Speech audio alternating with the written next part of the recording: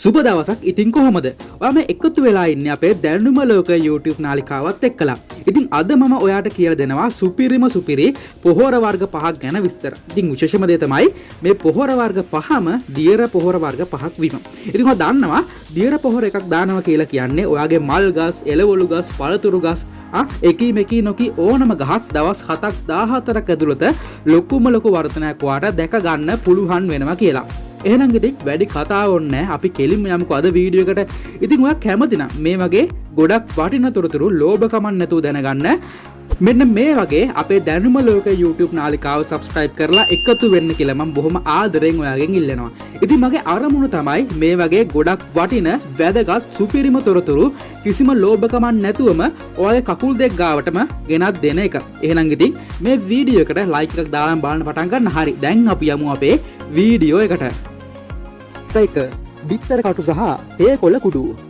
බිත්තර කටු සහ ඉවතලන තේකොළ කුඩු ඉතාම හොඳ පොහොරක් කියලා ඔයා දැනගෙන හිටියද? නෑ නේද?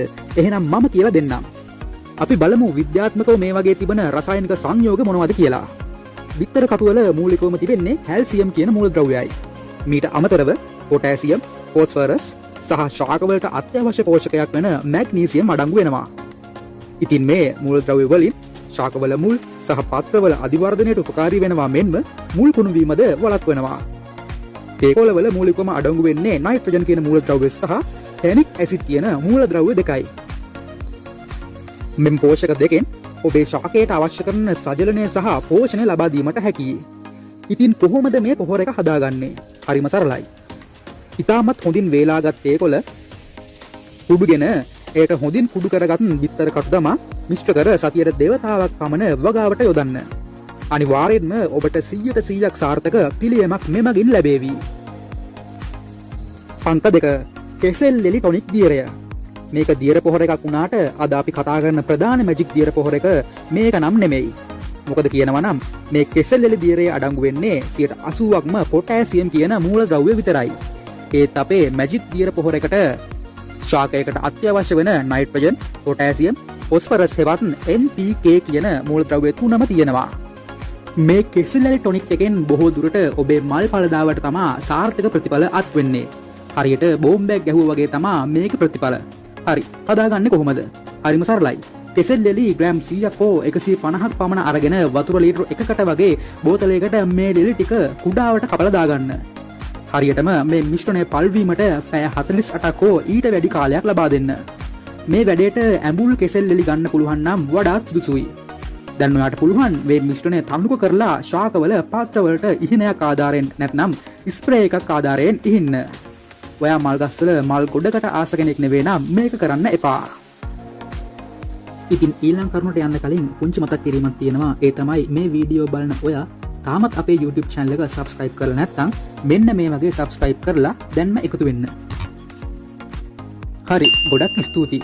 අපි යමු ආයෙත් වීඩියෝවට. අංක 4. පරිප්පු සහ සහල් සේදු ජලය.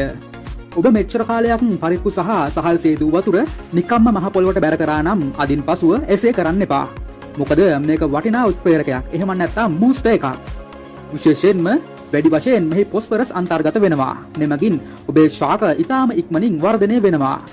ඔබ සහල් සහ පරිප්පු සෝදන විට එහි ජලය වෙන වෙනම හෝ එකට මිශ්‍ර කර බෝතලයක ගබඩා කර තබා දින 2කට වරක් උදෑසන වරුවේ මේ භාවිතා කරන්න.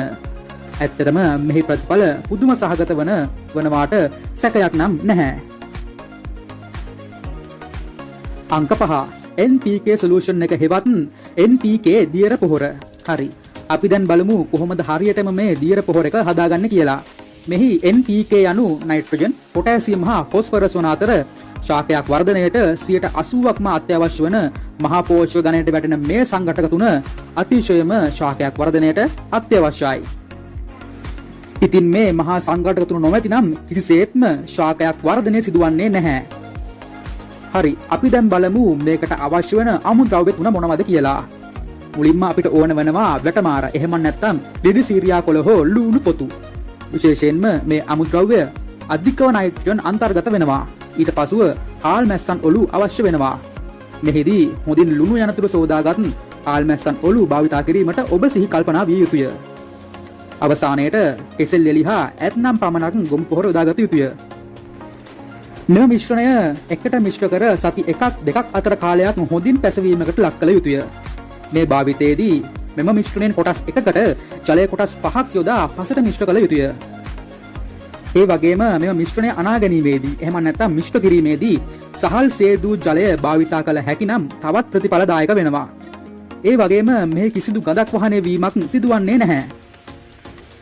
ඉතින් අද අපි කතා කරපු ස්වභාවික පොහොර ඔබ දැනගෙන හිටියද කියලා අපිටත් දැනගන්න පහලින් කමෙන්ට් එකක් දාගෙන යන්න.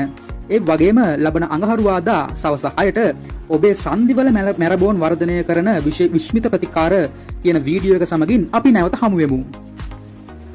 ඔන්න අද වීඩියෝවේ අවසානයට අපි ළඟා වුණා. ඉතින් අද වීඩියෝව ගැන ඔයා මොකද හිතන්නේ? අලුත් දෙයක් ජීවිතයට එකතු කරගන්න ඔයාට පුළුවන් වුණාද? ඉතින් ඔයාගේ ජීවිතයට අලුත් වැදගත් සහ නිවැරදි තොරතුරු සමීප කරන එක තමයි දැනුම TV අපේ උත්සාහය.